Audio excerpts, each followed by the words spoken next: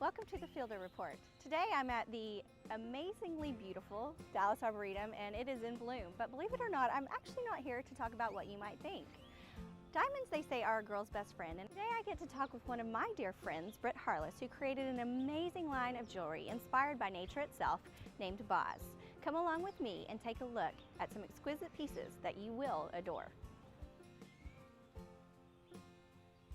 Britt, tell me a little bit about you, because you have a really interesting story because of the fact that you are one of the daughters of the Republic of Texas, which is kind of an amazing story. Tell me about your grandmother. As a matter of fact, my great-grandfather 9 generations ago was an ancestor of mine that actually worked with Stephen F. Austin. He was his right-hand man, and he helped form the Texas Rangers.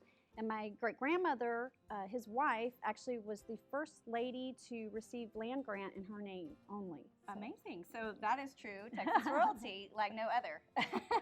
So we're here to talk about your line, which has actually been placed at the Nasher, has been on the runways for Fashion Week in New York. And I wanted to hear a little bit about the process because it's amazing and it's obviously very naturally inspired. So where do you find most of your inspiration? I find my inspiration through everything, but this particular collection is through nature.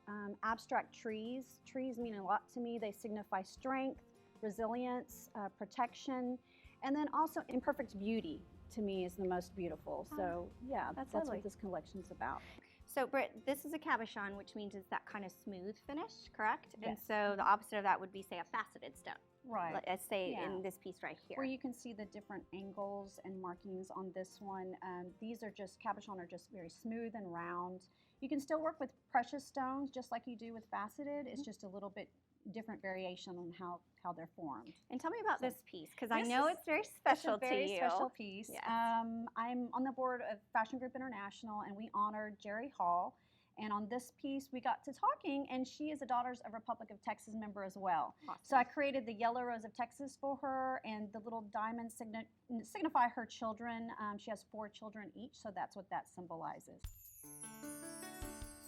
So tell me, briefly a little bit about your process and how you kind of go from here to full on a piece of joy that's on your chest.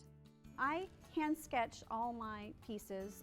That's my creative, where I let my imagination go wild. Then I go on to a CAD, which is a software program designed to get all the intricacies and make sure that I can actually make it. Then we go on to casting it. We create the molds and then we cast it through the metal traditionally. And then I go on to hand set the stones and the components, and we finish it all out and make it very pretty. I use 3D processing just for the print, for the molds itself, and it helps expedite production on that. For example, this piece over here, that's a 3D printed object, yes? Yeah, the card holders are actually 3D printed in metal as well. These are all traditionally cast in metal, but that one isn't entirely through 3D, so that's a little bit different. Wonderful. Britt, I loved having you here today at the beautiful Arboretum, and your pieces are just gorgeous. And I know you're actually going to be showing at Artscape here at the Arboretum coming up at the end of April. Yes. Tell me where else that we can go and see your beautiful work.